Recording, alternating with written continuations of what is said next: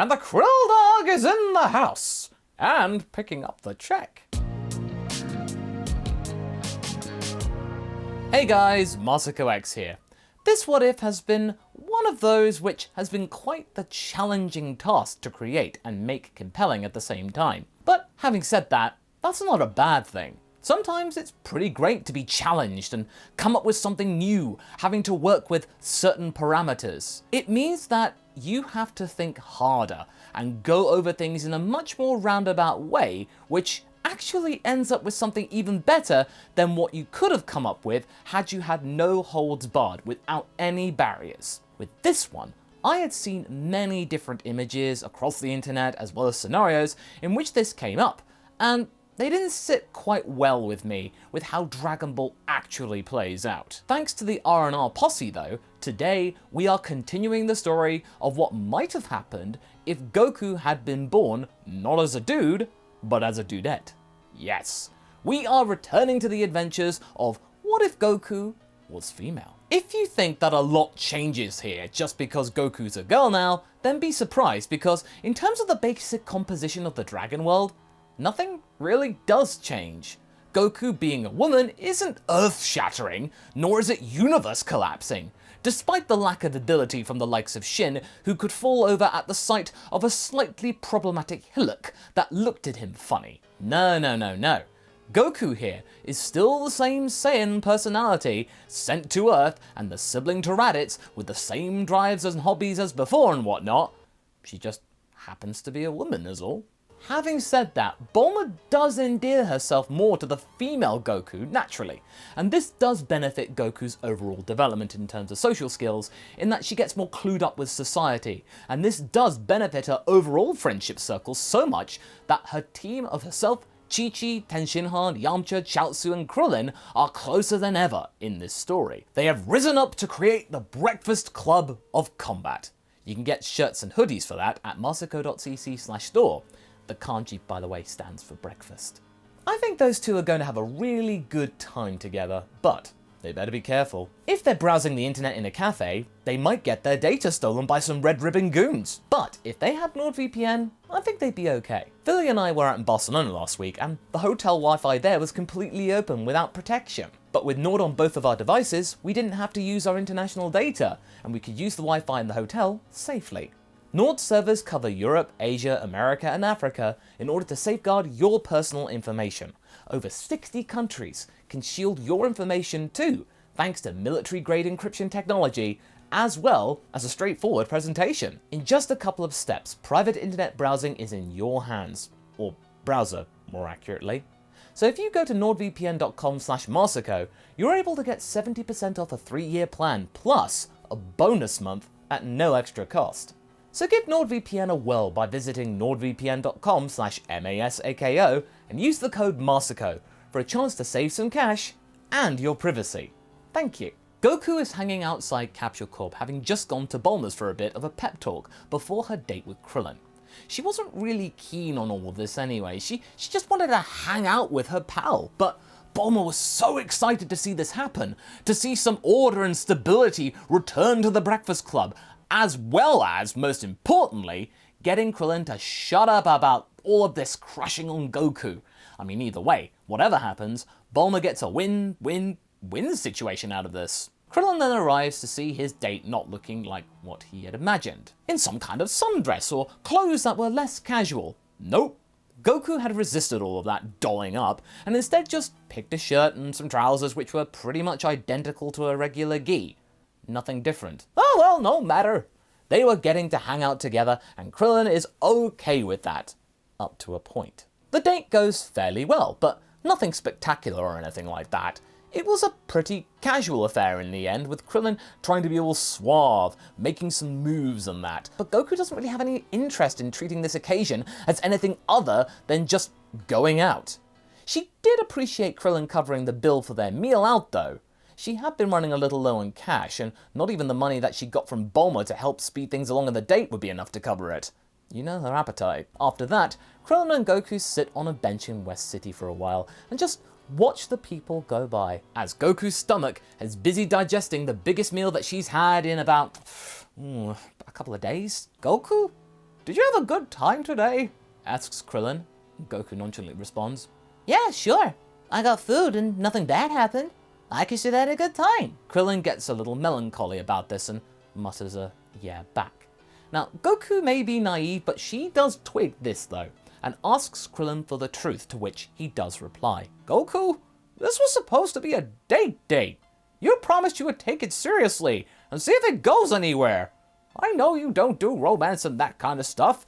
Saiyans aren't like that, yeah? But you could have at least taken this seriously and given me a chance. Goku blinks and things start to click into place for once. Who said anything about this having to be different? I like you, Krillin. I had fun spending time with you. Krillin blinks and looks to Goku, feeling a little hopeful. What? You like me? Well, of course I do. Bulma told me I had to kiss you and be all romantic and stuff, but I don't understand that, no matter how many times she tries to explain it to me. I guess my brain doesn't work that way. You know the way I see it? If I like someone, I want to spend time with them, which is what I'm doing. Goku smiles and winks. Krillin smiles back and nods to himself. You know what? Goku's right. They hold hands for a second. I like spending time with you too, Goku. This time the peace has been very welcome for the club, but we still get a visitor from outer space arriving to avenge his fallen offspring, King Cold. The gang can sense this huge power descending upon the planet, and they are quite horrified, as it feels almost the same as Frieza's, only even stronger, and yet somehow more seasoned. Vegeta isn't here to warn our heroes about what this power may be, so they have no choice but to investigate this and go into this blind without any kind of preparation. When they get there, the craft hasn't landed yet, but it's soon spotted coming in to do so. When the ship's motors cease, the door opens, and out steps a being who resembles Frieza's first form, but only much taller and much more imposing, and much more purple. No way! Is that Frieza? Mutters Goku, but Tenshinhan interjects. No, that ki doesn't feel the same. It feels older and larger. Yamcha then utters what everyone else is thinking. Guys, is that Frieza's dad? The group look in horror to what they are witnessing, and their suspicions are looking like they're correct. King Cold is surveying the planet and formulating a plan as to what to do next. So, this is Earth. It doesn't seem all that great. At least it looks more interesting than that Namek planet. But no matter. Once I get my hands on the fools that dared to end my son, it'll look even more interesting once I pulverize it to a million pieces. King Cold unleashes a ki blast out of anger, which disintegrates a huge mountain a few clicks away, causing the soldiers to quickly scatter and take cover wherever they can. Goku is looking a little scared, and this unnerves the rest of the club. Surely Goku should be able to take out this guy, right? She's a Super Saiyan. Surely that's enough. Goku gulps and stands up, deciding to fly into the eye of the storm, figuratively.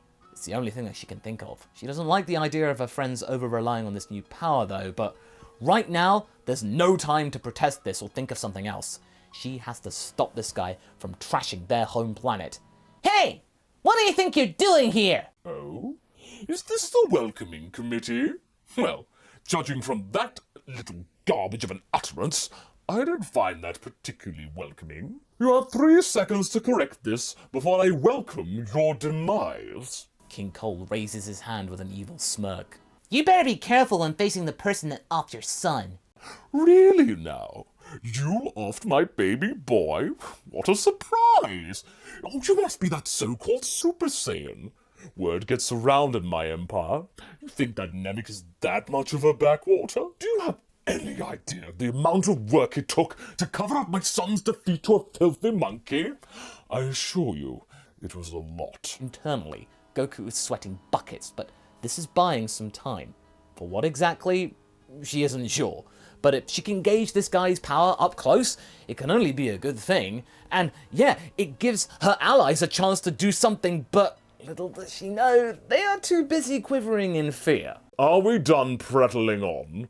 I want to get on with destroying your miserable planet, and you along with it, and be on my way. Yeah, Goku gets into her signature stance.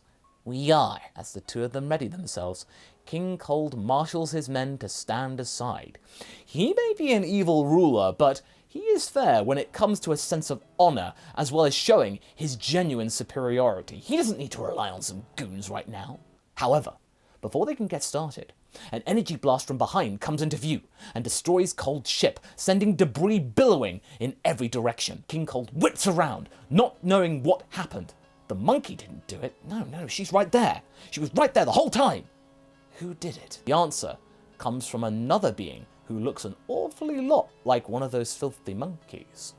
The dark-haired girl wearing a dark red jacket, tan trousers and a black vest with a familiar-looking emblem on it steps into view. Goku is watching all this with total confusion. This new power coming out of nowhere, and it feels really strange. Nothing like she's ever felt before. But it seems familiar, but how is this possible? The girl stands off against King Cold and tells him that his days are numbered and that his son was a fool for daring to mess with Earthlings and that he was a fool for not heeding what happened to said son.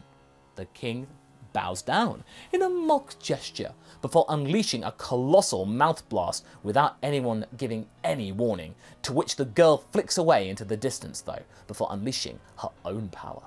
With a swirling yellow mist, Goku can feel the summoning of a power that she thought that only she could muster. Another Super Saiyan had emerged. Cold is shocked to see that this Super Saiyan does exist, and it's looking right at him with cold eyes and an unsettling aura. But what is this? The monkey over there said that she ended Frieza. What does that make you? The Super Saiyan replies, "The one that ends you." She launches forward, and with one hand, she unleashes a disc of energy so bright that it blinds everyone in the vicinity, including Goku. When the light dissipates, all that remains is King Cold motionless on the ground, cut in half, down the middle. The men left over from his forces lay down their weapons and beg for mercy, to which the girl looks at, mulls over for a second, and then fires a cursory energy blast near them, saying, "Scram." They do so. When everything settles down, the girl looks to Goku and walks over with a resolute expression. "You must be Goku." Goku doesn't know how to react to this new Super Saiyan, but at the same time, she is amazed with this power that she's witnessed, and that this powerful father of Frieza was destroyed in just a couple of moves. What kind of strength was this? She's curious to learn more, and for the time being, this one doesn't seem that she wants to do any more damage to the planet. "I am? Who are you? I'm not important. But what is important is the message I have for you." What is clear is that this young woman's resolve is strong, but she's being very awkward too. She doesn't really want to look at Goku for too long, avoiding eye contact. The gang from afar are even more confused. The girl tells Goku that she has come to warn them about 2 androids from the future that will arrive in 3 years' time, just like Trunks did in the original, but this time, since the story's gone differently, there is no Trunks to give this message, only this teenager. Goku takes this message on board. "Well, Masako, what about the medicine?" "Well, you see, here, it's not needed, since Goku never went to Yardrat, as well as her time in space being much shorter than it was before, so potentially no exposure to this virus." "If the future is in so much danger, then where am I? What happened to me? Surely I would have stopped these androids." This girl from the future looks away with a look of resentment. She'd been avoiding contact, but now this was just blatant, just looking away. "You're not. You never stood a chance. You left Earth and never came back." "What? I abandoned you?" Goku looks in disgust with herself.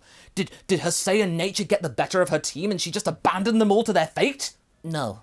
You had planned to return, but..." The girl mulls over about whether to say or not.